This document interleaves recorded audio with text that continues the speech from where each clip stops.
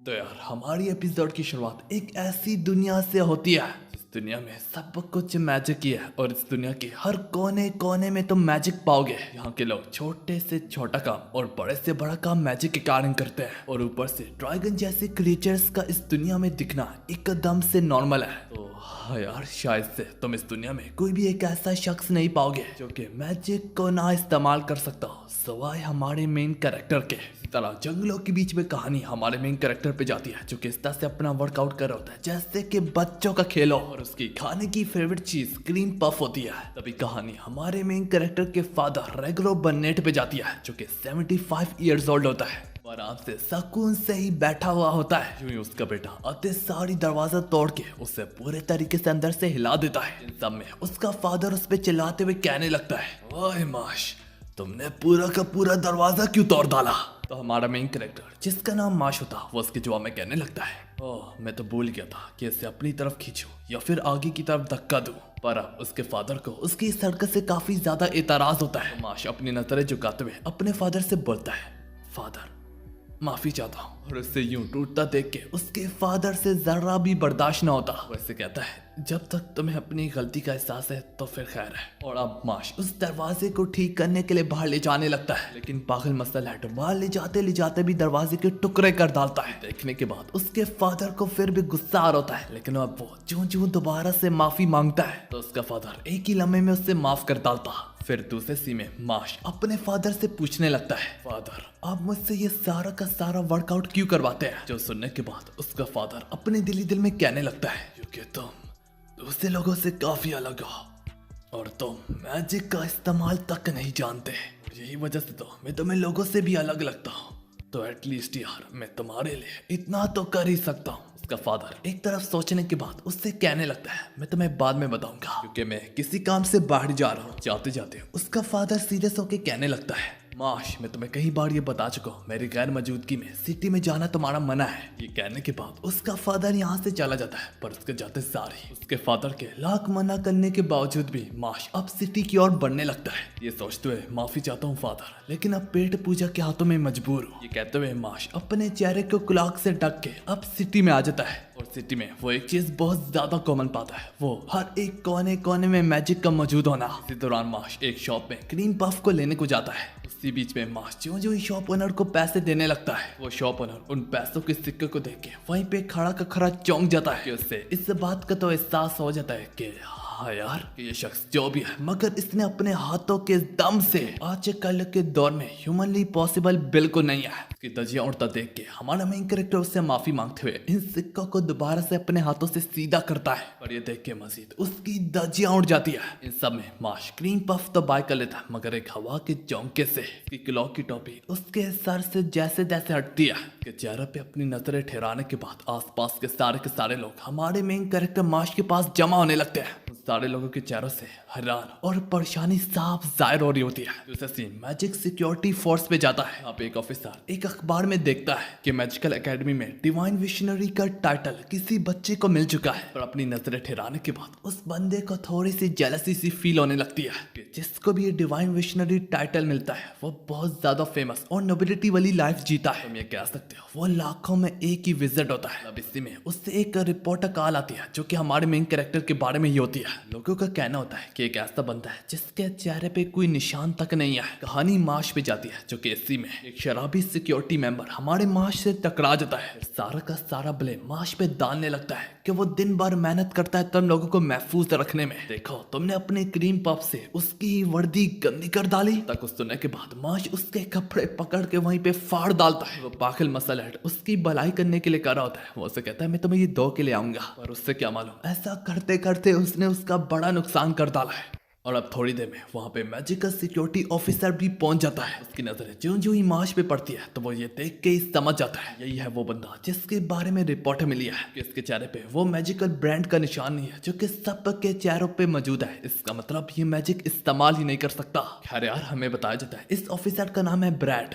वो ब्रैड है बस एक कदम माश की तरफ लेता ही है, कहीं से माश का फादर आ टपकता और वो एक ही लम्हे में माश को उठा के यहाँ से रफू चक्कर हो जाता। पर ब्रैड अपने जादुई छड़ी निकाल के ट्रैकर के लिए एक बर्ड अपने उनके पीछे छोड़ देता है। सीन माश की तरफ जाता है जहाँ पे उसका फादर उससे काफी ज्यादा डांट रहा होता है। बर्नेट उससे बोलता है मैंने तुम्हें कहा भी था कि सिटी में नहीं जाना। तक को सुनने के बाद हमारा मेन कैरेक्टर अंदर से टूट जाता है और वो इस पे माफी मांगता है और उसे यूं डाउन टू अर्थ माफी मांगता हुआ देख के मैगरो बर्नेट हर बार की तरह उसे माफ कर डालता है। फिर माश उसे क्रीम पफ देते हुए कहने लगता है फादर ये मैं आपके लिए लाया हूँ। सबके बाद माश अपने फादर के कहने पे ट्रेनिंग करने चला जाता है। मैगरो अपने दिल में फिर से सोचने लगता है हम तुम्हारी कारण इस फॉरेस्ट के बीच में रहते हैं, पर अब मैजिकल पुलिस को थोड़ी बहुत खबर होने लगी है इस बारे में कि मैगरो का ध्यान बाहर उस बर्ड पे पड़ता है जो कि मैजिकल बर्ड होता है ब्रैड का।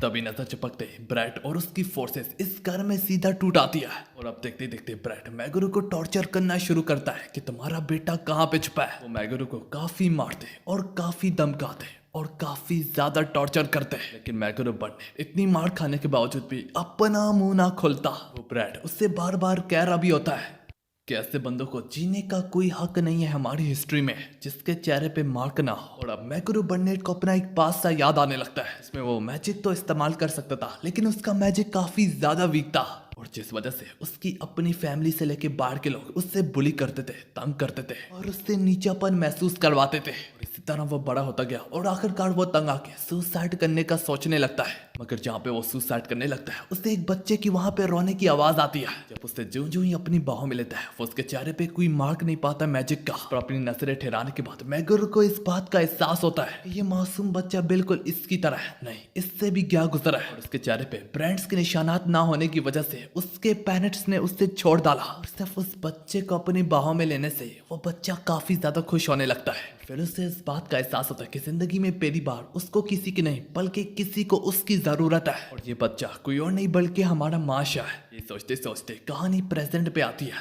मैगरो बर्नेट दिल में सोच रहा होता है जरूर हमारा खूनी रिश्ता नहीं है मगर पूरी दुनिया भी इनकार कर डाले लेकिन मैं उस लड़के का बाप ही रहूंगा। इस सब में मैगरो बर्नेट जोर जोर से चिल्लाने लगता है कि माश यहाँ से भाग निकलो। तब कहीं जाके ब्रैड और उसके चमचों का एहसास होता कि माश कहीं पे करीबी में ही है। वो अपने चमचों से ऑर्डर देने लगता है कि जाके उससे ढूंढो और फिर आखिरकार तंग आके ब्रैड मैगरो की बस जान लेने को ही जा रहा होता है और उसके चमचे बाहर माश की तलाश में निकलने को जा रहे होते हैं कि अब देखते देखते नजर चपकते ही बिजली की तरह गरजते हुए इस घर में एंटर करता है और आते सारे वो इसके चमचे को एक एक दो दो चपेड़ों से फारक करता चला जा रहा होता है। उसे यहाँ देख के मैगरो बर्नेट उससे पूछने लगता है माश तुम क्यों नहीं भागे। तो माश उसे बोलता है क्योंकि आप मेरे फादर हो, मेरी फैमिली हो और बस जिंदगी में बस आप ही मेरे पास बचे हो। फिर माश बोलने लगता है अब जबकि मैं यहाँ पे आ ही चुका हूँ तो तुम जैसे दो मैं जरा नर का मजा चका के आऊँ। ये सुनने के बाद ब्रैड हंसने लगता है कि तुम तो मैजिक तक इस्तेमाल नहीं कर सकते और उसका चमचा भी इसी बात पे हंसने लगता है कि तुम तो मैजिक भी नहीं इस्तेमाल कर सकते और यहाँ तक नॉर्मल मेज भी हमारे बॉस के आगे खड़ा तक नहीं हो सकता। फिर ब्रैड अपनी छड़ी के कारण एक मैजिक स्पेल को कास्ट करने को जा रहा होता है। ये देख के उसका चमचा बोलने लगता है ओह वाह ये तो वही स्पेल है ब्रैड ने उस खतरनाक से ड्रैगन को भगा दिया था। और ये स्पेल वो जो ही हमारे मेन कैरेक्टर माश की तरफ शूट करता है हमें दिखाया जाता है माश पे खरोच जाना तो दूर की बात वो स्पेल उसे यहाँ तक हिला भी ना पाता जो देख के सभी लोगों के पैरों तले जमीन खिसक जाती है। फिर ब्रैड उसके आगे लगातार अपने जानलेवा वार करता चला जा रहा होता है और सारे के सारे मैजिकल वार को वाश एक खिलौना समझ के रोकता चला जा रहा होता है। फिर जमीन से माश अपने फादर की मैजिकल छड़ी उठाता है जो देख के ब्रैड अपने दिल में कहने लगता है तो तुम भी मैजिक इस्तेमाल कर सकते हो।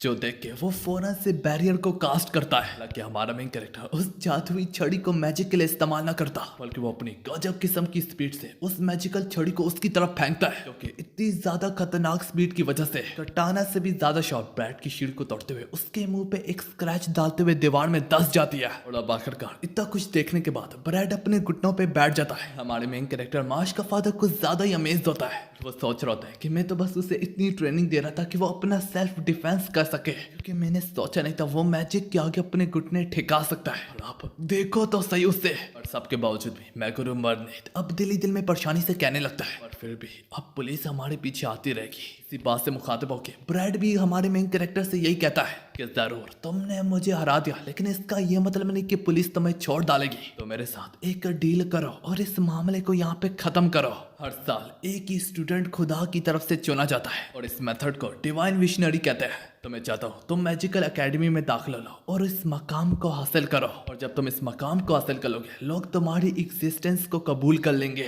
जाहिर सी बात है इसमें मैं भी तुम्हारी मदद करूंगा। मैगुरु बर्नेट इस बात से खुश नहीं होता, मगर ब्रैड मार्श को समझाने लगता है, भाई जहाँ तक तुम्हारी बात है वो तो समझ में आती है, मगर अगर तुम इस ऑफर को ठुकराओगे तुम्हारे बाप का क्या होगा? तुम खुद तो अपना दिफा कर सकते हो, लेकिन तुम्हारे बाप में इतनी जान है कि वो अपना दिफा कर सके। उसे बचा तो सकते हो, लेकिन कोई ना कोई एक ऐसा वक्त तो आएगा जिसमें तुम उसके साथ नहीं होगे। अगर मैं तुम्हारे पीछे आ रहा हूँ तो इसका मतलब पूरी कंट्री एक वक्त में तुम्हारे पीछे आएगी। शायद तुम तो बच जाओ, मगर तुम्हारे फादर की गारंटी नहीं दे सकते। क्या तुम सकून की जिंदगी अपने फादर के साथ दोबारा से नहीं जीना चाहते?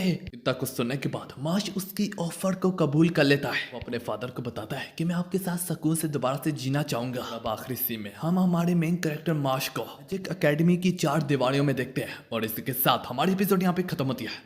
तो एपिसोड की शुरुआत में हम मार्श को ईस्टर्न मैजिक एकेडमी में देखते हैं और जहाँ पे तुम चारों तरफ अपनी नजरें दौड़ाओ तुम हर कोने में स्टूडेंट्स को ही पाओगे और उनके लिए ये एंट्रेंस एग्जाम काफी ज्यादा मुश्किल होने को जा रहा है कि इस बार का एंट्रेंस रेट सिर्फ 3% रखा गया होता है कि यहाँ पे दुनिया भर के बेहतर से बेहतर स्टूडेंट्स मैजिक वगैरह सीखने आते हैं, क्योंकि ये काफी ज्यादा प्रेस्टिजियस एकेडमी है और सभी के बीच में जिनकी मैजिकल पावर काफी ज्यादा हाई होगी वही सिर्फ आज चुने जाएंगे। पे कहानी अब इनके एग्जामिनर पे जाती है जो कि इनको खिड़की से गोरा होता है। वो नोटिस करता हर साल की तरह इस बार भी काफी बड़ी बड़ी फैमिली से बच्चे आए हैं। यूं ही उसकी नजर अब हमारे मार्श पे जाती है जो कि एज यूजुअल इस तरह से हैवी वेट को लिफ्ट कर रहा होता जैसे कि उसने किसी बच्चे को उठाया और इस पर अपनी नजरें ठहराने के बाद उस सर के मुंह में एक अल्फाज तक ना रहता। वो अब इसके बारे में बस सोचने ही लगता है। तब तक मार्श अपनी ऐसी ट्रेनिंग पॉज लेता है जिससे से उस्ताद को लगने लगता है कि भाई क्या ये मैजिक चेयर पे बैठा है। इसके साथ ही साथ मार्श काफी रिलैक्स होकर किताब पढ़ रहा होता है। अब उस एग्जामिनर सर की नजर उसके पीछे 2 अनजान लोगों पे पड़ती है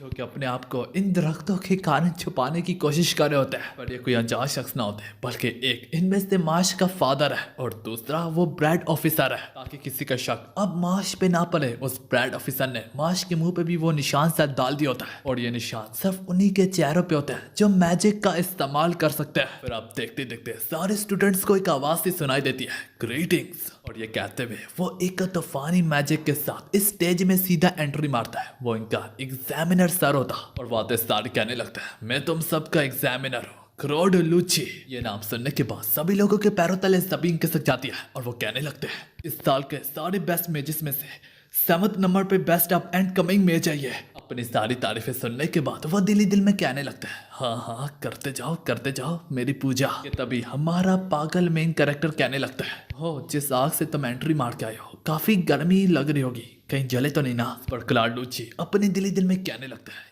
ये तो मैं इसे जरूर फेल करके रहूंगा। खैर यार, फिर क्लार्ड सारे स्टूडेंट से कहने लगता है, अपनी अपनी सीटों पे बैठ जाओ। और ये कहते हुए वो मैजिक के जरिए सबके सामने डेस्क वगैरह ले आता है, जो देख के भी अब मार्शल कहने लगता है, इससे तो अच्छा हम किसी क्लासरूम में चले जाते हैं। और उसकी ये बातें अब दोबारा से क्लार्ड को चुभने लगती है। इसी में सारे स्टूडेंट नोटिस करते हैं जो टेस्ट पेजेस इन्हें दिए गया है इसमें सारे के सारे अल्फाबेट्स तैर रहे हैं। अब उन्हें कहा जाता है, तुम्हारे पास अब 30 मिनट्स है, इन सबको रीअसेंबल करो। और अब ये टास्क काफी ज्यादा मुश्किल होने को जा रहा होता है, पर इन अल्फाबेट्स को इधर उधर भागता देख के मार्श को काफी ज्यादा गुस्सा आता है और वो सबसे पहले अपने गुस्से में कैलीग्राफी पेन को तोड़ता है और फिर तोड़ते सारे उन अल्फाबेट्स से कहने लगता है, ओए रुक जा। और शायद से उस डर के मारे सारे के सारे अल्फाबेट्स भी वहीं पर रुक जाते और अपने आप ही रिसेंबल हो जाते। इसके बाद मार्श फौरन से अपना टेस्ट पेपर सर के हवाले करते हुए कहने लगता है, मेरा काम हो गया। और उन सबको रिसेंबल देख के वो सर भी काफी ज्यादा चौंक जाता है। और फिर इसके बाद इनका अगला टास्क होता है कि मैजिक पावर के कारण बोल्डर्स को लिफ्ट अप करना, जो कि मार्श काफी इजीली अपनी मैजिकल पावर से कर पा रहा था। पर असल में मार्श के पास मैजिकल पावर तो है ही नहीं, बल्कि अपनी एक फिंगर से दरअसल उस बोल्डर को लिफ्ट अप कर होता है और सबके सामने इस तरह से बर्ताव कर रहा है जैसे कि वो मैजिक से कर रहा हो। और इसके बाद मार्श अपने जलवे दिखाता रहता, वो पानी पे भाग रहा होता, जो कि ये सब कुछ करना किसी भी यहाँ के लोगों की बस की बात ना होती। और कैसे न कैसे करके मार्श एक एक टेस्ट पास करता चला जा रहा होता। ये सब देख के उस क्लॉड लूची सर की सबसे ज्यादा फट रही होती है कि उसे लगने लगता है ये टास्क वाकई में काफी ज्यादा मुश्किल है, लेकिन मार्श ने इस तरह से कर रहा है जैसे कि वो उसका मजाक उड़ा रहा हो। पर अब गुस्से में आके क्लॉड लूची एक बहुत बड़ी मैच को समंड करता है और इसको तुम लोग आम अल्फाजों में भूल भुलैया कह सकते हो। क्लोड उन्हें कहता है तुम्हें इससे पार करना होगा और उसके साथ ही साथ वो उन्हें वार्न भी करता है सावधानी से, इनमें काफी ज्यादा बूबी ट्रैप्स है, इससे भी पास करने के लिए तुम लोगों के पास सिर्फ 30 मिनट है। अब जब माश इस भूल भुलैया में कदम रखता है तो उसके पास एक लेमन नाम की लड़की आके कहने लगती है अगर तुम चाहते हो कि हम जल्द से जल्द इससे पार कर दे तो हमें टीम अप कर लेना चाहिए कि एक से तो दो का होना ज्यादा बेहतर है। तो सुनने के बाद माश कहने लगता है वैसे तुम कह रही तो ठीक हो तो चलो फिर। और इसी तरह अब ये दोनों टीम अप तो कर लेते हैं लेकिन ये लेमन नाम की लड़की कंप्लीटली यूजलेस होती है, ये एक से एक बचकाना ट्रैप में फंसती चली जा रही होती है। अब वो जमीन में दस्ती पड़ी माश को कहीं पास में ही मौजूद लोगों की चिल्लाने की आवाज आने लगती है। माश की तरफ बढ़ने ही लगता है कि ये लेमन नाम की लड़की उस पे अपना स्पेल कास्ट करते हुए माश के हाथ और पैर को बांध डालती है। जमीन पे गिरा माश अब लेमन उससे कहने लगती है माफी चाहती हो पर किसी खास वजह से मैं तुम्हें कॉल के करीब भी नहीं जाने दे सकती। और माश अब खड़ा होकर कहने लगता है मैंने आसानी से तोड़ सकता हूँ। इस पर लेमन बोलने लगती है ये तो नामुमकिन है, पर इससे पहले वो ये कह भी पाती। माश नजर चपकते ही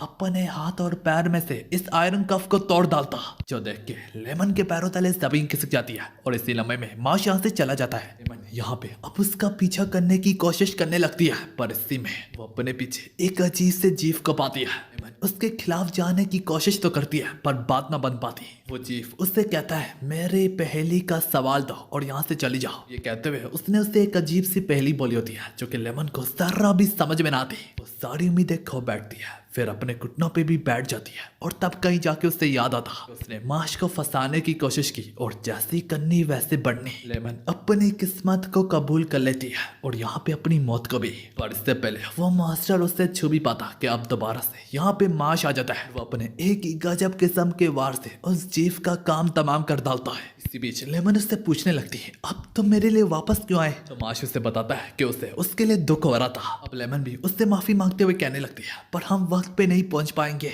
माश भी उससे बताता है भाई मैं इतनी आसानी से वक्त पे यहाँ पे पहुंच पाया तो जरा सोचो इस बारे में। उसी सी में हम क्लॉड लुच्ची को देखते हैं जो कि दिल में काफी ज्यादा खुश होता है और वो कह रहा होता है कि फाइनली वो सड़क छाप वक्त पे नहीं पहुंच पाएगा क्योंकि टाइम अप होने वाला है। अब देखते देखते उन्हें किसी दीवारों टूटने की आवाजें सुनाई देने लगती है जो सुनने के बाद सारे लोग पैनिक करने लगते हैं और इसी तरह माश सारी की सारी दीवार को तोड़ते हुए फौरन से फिनिश लाइन पे जा पहुंचता है लेमन के साथ। और किसी ने भी आज तक ऐसी चीज ना देखी होती। ये सब देख के सारे स्टूडेंट्स को काफी ज्यादा गुस्सा आने लगता है कि माश ने चीटिंग किया, वो तो दीवारें तोड़ के आया, आखिर सबका मकसद फिर क्या हुआ। और ये सब सुनने के बाद माश को भी काफी ज्यादा दुख होने लगता है, वो अंदर से टूटने लगता है। यूं ही अब लेमन जैसे कि सब कुछ कबूल कर चुकी होती है तो वो सबको बताने लगती है कि इसमें सारी मेरी गलती है, ये सब ऐसा करने के लिए मुझे क्लॉड लूची सर ने कहा था और इसके बदले में उसने प्रॉमिस किया था कि वो मुझे पास कर देगा। मेरी फैमिली काफी ज्यादा करीब है और अपसेट होना यहाँ पे मेरे लिए सब कुछ था। यहाँ तक मेरे धोखा देने के बावजूद भी उसने मेरी मदद की और फिर पता है उसने मुझे क्या कहा, उसने कहा मुझसे शादी कर लो। जिस पे माश इंकार करते हुए कहने लगता है भाई ये मैंने कब कहा। खैर यार वो मनहूस उनका स्तर अभी भी हार मानने के लिए तैयार न होता और वो खुलेआम अपनी गलती मुंह से कबूल भी करता है, मगर वो कहता है तो क्या, इन दी एंड ऑफ डे मैं यहाँ पे एग्जामिनर हूँ और मैं ये डिसाइड करूंगा कि कौन यहाँ पे पास होगा और कौन फेल होगा, इस वजह से मैं तुम दोनों को फेल करता हूँ। और ये कहते हुए क्लॉड लूची अपना सारा दम लगा के अपनी आज तक की ट्रेनिंग का मैजिक को बाहर निकालने लगता है कि तब तक माश उसके पास आके उसकी छड़ी तोड़ डालता है, जो देख के सभी स्टूडेंट वहीं पे चौंक जाते हैं। क्लॉड अभी भी हार मानने के लिए तैयार न था, वो अपना अगला हमला करने को इजार होता है। इसी समय में एनी मौके पे यहाँ पे डम्बलडोर मेरा मतलब इस स्कूल का हेडमास्टर आ जाता है और वो आके कहने लगता है अब अगला टेस्ट है, फाइनल इंटरव्यू और यहाँ से मैं सब कुछ संभालूंगा और क्लॉड तुम मुझसे मेरे ऑफिस में आके मिलोगे। इसी दौरान एक्सक्लूसिव इंटरव्यू के लिए वो माश को अपने मैजिक से एक और रूम में ले आते हैं और उस बड़े से हॉल में और भी काफी ज्यादा टीचर्स होते हैं। तभी हेडमास्टर उससे सवाल पूछने लगता है क्या यह सच है कि तुम्हारे पास टाइम कम होने के बावजूद भी तुमने एक लड़की को टेस्ट में बचाया था। तो माश इसके जवाब में हाँ कहता है ताकि मैं बाद में हरगिज न बचता हूँ। पर अब हेडमास्टर बोलने लगता है वेल तुम उस तरह के लोगों में से हो जो सोचने से पहले एक्शन लेते हैं, तुमने ये सोचा ही नहीं, क्या पता जब तुम उस लड़की को बचा रहे थे वो जीव तुमसे ज्यादा स्ट्रॉन्ग होता, दीवार को तुम तोड़ने की कोशिश कर रहे थे, क्या पता वो दीवार टूटती तक ना आई। नहीं तुमने ऐसा ना सोचा और पहले एक्शन लिया। पर अगर मैं कहूँ तो ये बात तुम्हारी गलत है, तुम्हें पहले सोचना चाहिए, तुमसे ज्यादा स्ट्रॉन्ग भी लोग इस दुनिया में पाए जाते हैं जैसे कि मैं। और ये कहते हुए वो अपना ऑरा बढ़ बढ़ के बाहर निकालने लगता है जैसे कि माश अपने सामने कोई अजीब सा डीमन पाता और इस पावर को गले लगाने के बाद दूसरे सर तो यहाँ पे मौजूद कांपने लगते हैं। हेडमास्टर माँ से आप पूछने लगता है तो क्या करते तुम अगर तुम्हारा मुकाबला मुझसे होता। अपनी नजरें इस डॉल पे ठहराओ। ये एक ऐसा स्पेल है, मैं अपने स्पेल के कारण हमारे किसी भी चाहने वाले की सोल इस डॉल के अंदर डाल के इससे कुचल सकता हूँ। और यहाँ पे हेडमास्टर ने उसके फादर की सोल को इस डॉल के अंदर डाला होता है और इसी तरह हेडमास्टर उस डॉल को अपने ब्लेड के कारण कुचलने को जा रहा होता है। उसे फिर रोकने के लिए माश उसे एनी मौके पे पंच मारता है, पर ऐसा करने से माश के पंच से खून बहने लगता है। हेडमास्टर उसकी याद दिलानी करते हुए कहने लगता है, मैंने तुम्हें कहा भी ना, मैं तुमसे ज्यादा पावरफुल हूँ। और यहीं पे हम देख पाते हैं माश अपने हाथों से उसे रोकने लगता है, अपने आप को सेक्रीफाइस करने लगता है। यहाँ तक उसके हाथों से भी खून बहने लगता है। वो लम्हा वाकई में दिल पे छू जाने वाला होता। माश उसे बताने लगता है, इतना पावरफुल स्पेल को इस्तेमाल तुम लगातार नहीं कर सकते, आखिर तुम्हारी भी एक लिमिट होगी। तुम इसे तब तक रोक के रखूंगा जब तक तुम थक नहीं जाते। और अब इतना कुछ देखने के बाद हेडमास्टर उससे काफी ज्यादा इंप्रेस होते हैं और इसी के साथ वो अपने स्पेल को बंद करते हुए कहने लगते हैं, मैं सिर्फ तुम्हारा टेस्ट ले रहा था। और हाँ, मैंने ये कभी सोचा ही नहीं था कि तुम इसमें जख्मी भी होगे। माश उससे कहता है, कोई बात नहीं, पर हाँ, जहाँ तक तुम्हारे सवाल की बात है, तुमने पूछा था कि अगर तुम्हारा मुकाबला मुझसे होता तो क्या होता।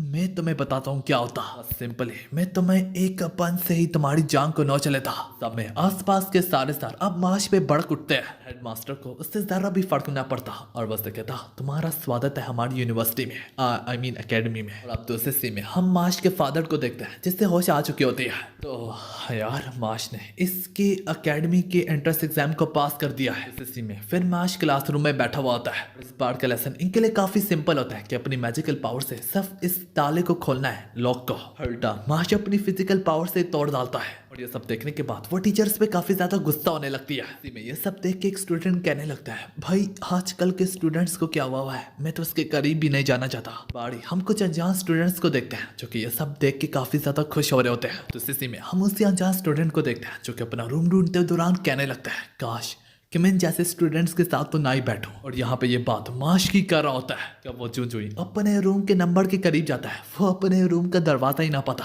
कि उतने में वो अपने पीछे माश को दरवाजे समेत पाता है। और ये सब देख के वो काफी ज्यादा दुखी हो जाता है क्योंकि माश उसका रूममेट है। इसी में वो लड़का अपने आप को इंट्रोड्यूस करता है, उसका नाम होता है फिन एम्स। उल्टी खोपड़ी वाला हमारा मेन कैरेक्टर अपने इंट्रोडक्शन के साथ ही साथ अपनी मसल्स का भी नाम बता रहा होता है। फिर इसी दौरान माश इस एकेडमी में पूछने लगता है कि डिवाइन विशनरी तक कैसे पहुंचते हैं। ये वही टाइटल है जिसके लिए ब्रैड ने मैश को यहाँ पे भेजा है। इसके जवाब में फिन उससे बताता है, सबसे पहले तुम्हें गोल्ड कॉइन को कलेक्ट करना पड़ेगा और वो तुम्हें तभी मिलेगा जब तुम स्कूल एक्टिविटीज वगैरह पे पूरा उतरोगे। और हाँ, अगर तुम्हारी परफॉर्मेंस बैड रही तो तुम्हें निकाल भी दिया जाएगा स्कूल से, चाहे तुमने जितने मर्जी कॉइन्स वगैरह अर्न क्यों ना किया हो। यहाँ पे 3 तरह के, गोल्ड, सिल्वर और कॉपर। और इसी तरह वो काफी बातें कही जा रहा होता है, लेकिन बाकी की बातें माश के सर के ऊपर से गुजरी होती है। और इसके साथ ही साथ यहाँ पे फिन की बातों से हमें ये भी मालूम पड़ता है कि फिन भी किसी मकसद की वजह से यहाँ पे आया हुआ है और वो मकसद क्या है वो हमें आने वाली एपिसोड्स में ही पता चलेगा। खैर यार, वहीं पे मैश अपना क्रीम पफ उसे देते हुए कहने लगता है, तुम काफी अच्छे लड़के हो। और इसी के साथ हमारी ये वाली एपिसोड यहाँ पे खत्म होती है। तो यार हमारी एपिसोड की शुरुआत में माश अपने दोस्त फिन से अब कहने लगता है, ओए फिन, क्या तुम अगली क्लास के लिए मुझे अपना ब्रूम दे सकते हो, क्योंकि दरअसल मैं ब्रूम डॉग को ब्रूम समझ के उठा के ले आया। जो सुनने के बाद फिन काफी ज्यादा हैरान होने लगता है कि यार इससे बड़ा पागल और कौन हो सकता है। और फिर भी फिन उससे बोलता है, ठीक है जो भी, तो मेरा ब्रूम कल यूज कर सकते हो। दोस्तों के माश कहने लगता है, मुझे पता था तुम काफी अच्छे बंदे हो। अब देखते ही देखते यहाँ तक इनकी ब्रूम क्लास का वक्त भी आ जाता है, जहाँ पे उनकी सेंसे उन्हें बता रही होती है कि अपने झाड़ू के अंदर अपनी मैजिकल पावर डालो, जिसके ठीक बाद तुम लोग उससे कमांड करोगे कि उड़ो। तो यार इसी में हमें दिखा देता है बिल्कुल हैरी पॉटर की तरह सारे लोग अपने झाड़ू को उड़ने के लिए हुक्म दे रहे होते हैं। जहाँ पे माश जिसके पास जर्रा भी मैजिक पावर नहीं होती, जिस वजह से माश जर्रा भी उस झाड़ू को हिला भी ना पाता। जो देख के एक अनजान शख्स उसका मजाक उड़ाते हुए कहने लगता है, ओए ओए, तुम अपने समेत पूरी क्लास का वर्क को स्लो कर रहे हो। अभी तक कुछ सुनने के बाद माश अपने पैर को जोर से उस झाड़ू के करीब मारता है। सिर्फ उसके पैर मारने से इतना ज्यादा एयर प्रेशर बाहर निकलता है कि वो ब्रूम अपने आप ही प्रेशर से उड़ के सीधा वो झाड़ू माश के हाथ में लग जाता है। पागल माश इसके बाद बोलता है, उड़ो। जो सुन के वो बंदा भी कहने लगता है, हाँ तुमने जरूर कुछ किया होगा, क्योंकि झाड़ू को हरकत देने के लिए पहले तुम्हें कहना पड़ता है कि उड़ो, इसके बाद ही झाड़ू हरकत में आता है। वो ये एक तरफ बातें कर रही होता है कि इसी में उनकी सेंस से कहने लगती है, ठीक है सबके हाथ में उनका झाड़ू है, अब अगला स्टेप यह है कि देखा जाएगा तुम लोग किस रफ्तार से ब्रूम में बैठ के आगे बढ़ते हो। ये सुनने के बाद वही अनजान शख्स माश से कहने लगता है, वेल इससे बेहतर और क्या ही हो सकता है, चलो देखते हैं कि हम में से तेज कौन झाड़ू को उड़ाता है। हम में से जो भी हारेगा उससे विनर का हर एक काम करना पड़ेगा जब तक हम इस स्कूल में हैं। पर माश भी बिना सोचे समझे फौरन से उसके चैलेंज को अपसेट कर लेता है। उनके बीच में रेस शुरू होने को ही जा रही होती है कि वही अनजान शख्स अपने मन में कहने लगता है क्या पागल है, ना कि इन पागलों की तरह बल्कि मैं तो मिडिल स्कूल से ही झाड़ू पे बैठ के उड़ता रहता हूँ और उसकी प्रैक्टिस करता रहता हूँ। इस जैसे को तो हराना मेरे लिए काफी मामूली बात होगी। बस सोच रही होता है कि इसी लम्हे में रेस शुरू होती है। बस रेस शुरू होने की ही देर होती है कि नजर चपकते ही यहाँ तक माश फिनिश लाइन तक जा भी पहुंचा होता है, जबकि माश का अपोनेंट अपनी जगह से हिला तक नहीं होता। अब ये देख के यहाँ तक सेंसे के भी पैरों तले जमीन खिसक जाती है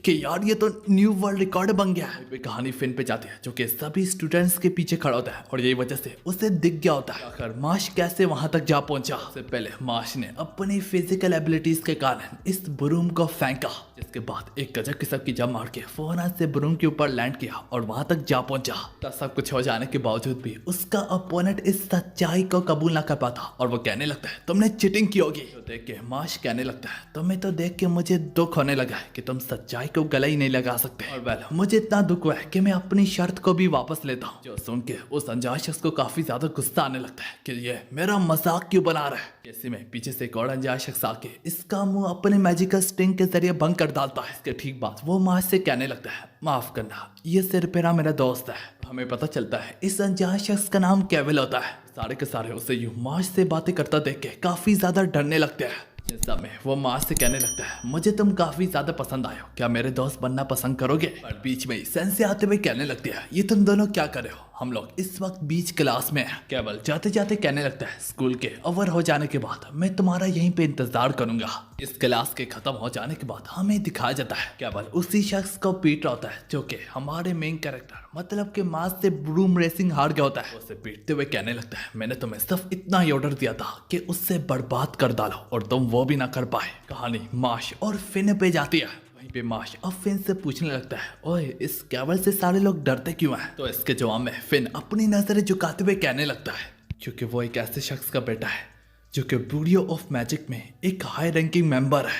यार की ब्यूरो ऑफ मैजिक एक सुप्रीम सुपीरियरिटी है, मतलब कि इनके ऑर्डर मस्ट होते हैं और वाइस प्रिंसिपल के इनकी फैमिली के साथ बहुत अच्छे ताल्लुकात है। अगर आम अल्फाजों में कहूँ तो अगर तुम उसके खिलाफ जाओगे तो तुम्हें इस एकेडमी से निकाल दिया जाएगा। मिडिल स्कूल से मैंने बार बार ये होते हुए देखा है, ये काफी डरावना है, इसी वजह से तो लोग इसकी हर बात मानते हैं। और अब थोड़ी देर में हमें दिखाया जाता है स्कूल ओवर हो चुका होता है और अपने फ्री टाइम में माश अपने क्रीम पफ को बनाते हुए अपने फादर को याद कर रहा होता है और इसके साथ ही साथ उसे लगने लगता है कि शायद से वो कुछ भूल रहा है। सॉरी दूसरी और हमें दिखाया जाता है केवल जो कि माश का घंटों तक इंतजार कर रहा होता है और अभी तक माश आया तक नहीं होता। देखते देखते एक नए दिन की शुरुआत होती है और क्लासरूम के दौरान माश अपने टेक्स्ट बुक की हालत थोड़ी सी बिगड़ हुई पाता है। देख के क्लेवल के चमचे दूर बैठ के हंस रहे होते हैं। इस सब में क्लेवल अब माश के पास आके कहने लगता है हेलो माश, कल तुम किस वजह से नहीं आए। माश उसे बताता है ओ बस मैं क्रीम पफ वगैरह बना रहा था, जो बात उससे अंदर से काफी ज्यादा चुभने लगती है। फिर भी क्लेवल अपने आप पे काबू पाते हुए कहने लगता है वेल मैंने सुना है कि तुम डिवाइन विशनरी बनना चाहते हो,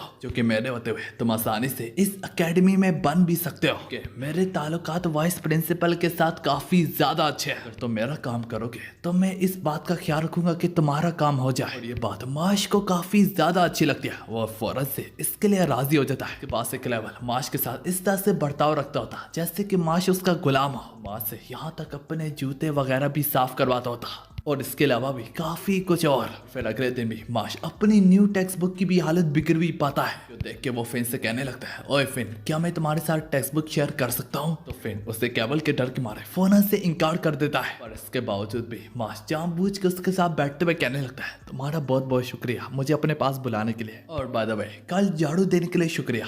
ये लो क्रीम पफ खाओ, मैंने तुम्हारे लिए बनाया है। सबसे बढ़ के मुझे काफी ज्यादा खुशी है कि तुम जैसा एक अच्छा बंदा मेरा दोस्त बना। जो बात फिन के सीधा दिल और दिमाग में जाके लग जाती है और फिर तभी उसे किसी बात का पछतावा होने लगता है। और इसी तरह दूसरी सीन में हम फिन को क्लेवल के सामने देखते हैं। वहाँ पे क्लेवल उससे कहने लगता है वेल तुमने मेरी काफी मदद की है, पर इस बार मैं चाहता हूँ टेक्स्ट बुक्स हमने उसकी काफी ज्यादा बर्बाद कर ही दिया है, तो क्यों ना फिर उसके कपड़ों को आग लगाई जाए। और वो ये जिम्मेदारी भी यहाँ तक फिन को ही देता है। फिन उसे इनकार करते हुए कहने लगता है मुझसे अब ये और नहीं हो पाएगा, मैंने बहुत कुछ कर दिया है। पर यह सुनने के बाद क्लेवर उस पर अपनी स्ट्रेंथ से टूट पड़ता है। यही बात में मौजूद हमें माश के बारे में दिखाया जाता है, जिससे कोई अनजान आवाजें आने लगती है और वो जब उन आवाजों की तरफ बढ़ता है तो वो वहां पे अपने दोस्त को जख्मी हालत में देखता है। जो उसे पीट होता है वो कोई और नहीं बल्कि केवल होता है। माश अब फिन के पास आके कहने लगता है, फिन क्या तुम ठीक तो हो ना? तो फिन उससे बोलने लगता है, अब इन बातों से कोई फर्क नहीं पड़ता। और ये कहते हुए फिन की आंखों से अब आंसू बहने लगते हैं। फिन यूं ही रोते हुए कहने लगता है, जो भी तुम्हारी टेक्स्ट बुक्स वगैरह खराब हो रही थी वो सब मैंने की थी। मुझे ऑर्डर दिया गया था और मैं काफी डर चुका था और इसी डर के मारे मैंने इनके हुक्म के आगे सर झुका दिया। और इस सब के बावजूद भी तुम मुझे एक अच्छा दोस्त आखिर तक समझते रहे।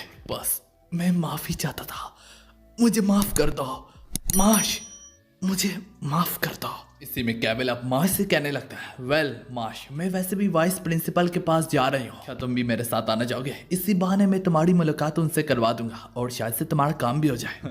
केवल अपनी बात मुकम्मल भी कर पाता कि माश उसकी ओर गुस्से से बढ़ते हुए उसके बालों से पकड़ के उसका मुंह सीधा जमीन में दे मारता है। ये देख के उस केवल के चमचों के पैरों तले जमीन खिसक जाती है। फिर हैरानगी से कहने लगता है, तुमने ये क्या किया? अब तुम निकाले जाओगे। पर माश बोलता है, कौन सी ये बड़ी बात है?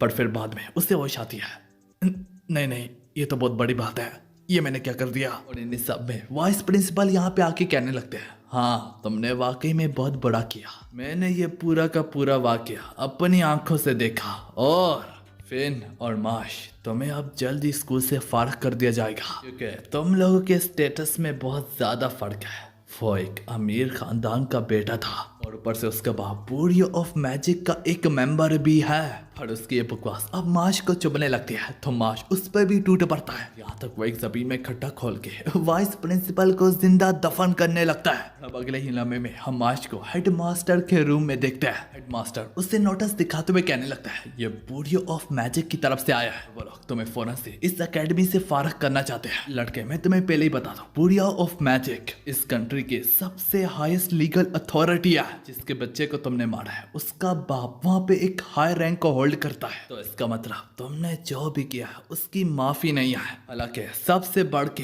इसकी माफी तो हरगिज नहीं है कि जहाँ पे दूसरों का ख्याल रखने वाले को पनिश किया जाए। तो मुझे इतना जरूर पता है कि तुम्हारे एक्शन के पीछे क्या वजह थी। मैं यही चाहता हूँ कि मेरी एकेडमी में तुम जैसे लोग ही आए कि अपने आप को सेक्रीफाइस करते हैं दूसरों के लिए। मैं यही चाहता हूँ कि तुम जैसे लोग ही डिवाइन विशनरी खिलाए। यहाँ पे प्रिंसिपल उसे बताने लगता है कि ये डिवाइन विशनरी बनने के लिए तुमने स्कूल एक्टिविटीज में अच्छा परफॉर्म करना है और ज्यादा से ज्यादा कॉइन्स हासिल करने हैं। यहाँ तक कॉइन में भी 3 किस्म के होते हैं। पर इससे पहले वो मजीद बोल भी पाता, ये सारी की सारी बातें माश के सर के ऊपर से गुजरने लगती है। तो हाँ यार, अब प्रिंसिपल उसे मजीद बोलता है, तो तुम फिक्र मत करो, मैं बुरियाओ ऑफ मैजिक और वाइस प्रिंसिपल को संभालूंगा। अब अगले सीन में माश के लिए एक नए स्कूल डे की शुरुआत होती है, जहाँ पे उसके पास एक अजाया शख्स आके कहने लगता है, ओह मैंने तुम्हें ढूंढ ही लिया, मैंने तुम्हारी काफी तारीफें सुनी थी। तो क्या कहते हो डुइलो मैच में क्या तुम एडलर डॉम को रिप्रेजेंट करना चाहोगे? ये शख्स जो भी है ये लड़कों में काफी ज्यादा फेमस होता है और इसका नाम टॉम होता है। तो माश अब उससे पूछने लगता है अब ये डुइलो क्या होता है? तो वो उसे बताता है एक ऐसा स्पोर्ट जिसमें हम रूम में बैठ के एक दूसरे को पासिंग कर रहे होते हैं बॉल से।